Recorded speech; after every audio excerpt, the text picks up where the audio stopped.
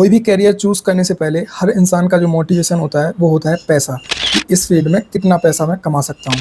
तो आज के वीडियो में हम डिस्कस करने वाले हैं कि एमबीबीएस करने के बाद डॉक्टर्स की सैलरी कितनी होती है, और मैं आज एमपी के बारे में बात करूँगा स्पेशली कि इंटर्नशिप में कितना कमाते हैं, इंटर्नशिप के बाद कितना कमाते हैं।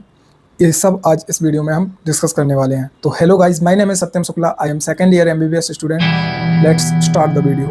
तो जैसा कि आप इसमें देख सकते हैं, ये पेज 13/3/2024 का है ये नोटिस, ठीक है। एमपी गवर्नमेंट की तरफ से है ये। तो ये मतलब आप समझ सकते हैं कि ये लेटेस्ट ही है, ठीक। तो इसमें आप देख सकते हैं विषय क्या है, शासकीय मेडिकल कॉलेज में डॉक्टरों के मासिक स्टाइपेंड में वृद्धि। मतलब इसके पहले कुछ कम थी, अब से मतलब इस तारीख के बाद से ये इसमें वृद्धि हुई है और इंक्रीज़ हो गई है।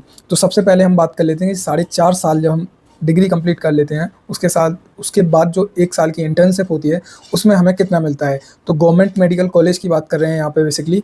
सबसे पहले इंटर्न की बात कर लेते हैं। तो इंटर्न में आपको पहले मिलती थी 12,760 रुपये, ठीक है, पर मंथ की ये सैलरी है।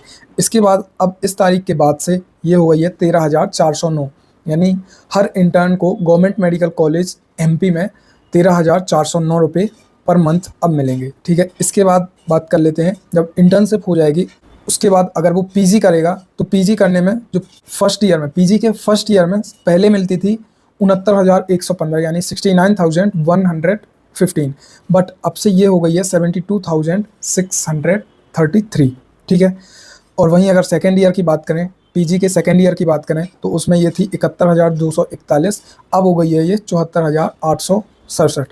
और अगर लास्ट ईयर यानी थर्ड ईयर की बात करें पीजी के, तो ये पहले थी 73,368 और अब हो गई है 77,102।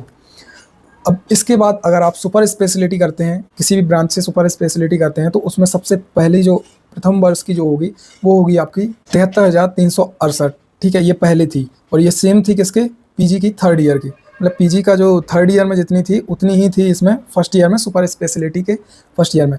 जैसे ही आप सेकेंड ईयर में जाएंगे तब भी आपकी उतनी ही रहेगी, पहले भी इतनी ही थी और अब भी इतनी ही रहेगी, ठीक है। 77,102 ये इतनी।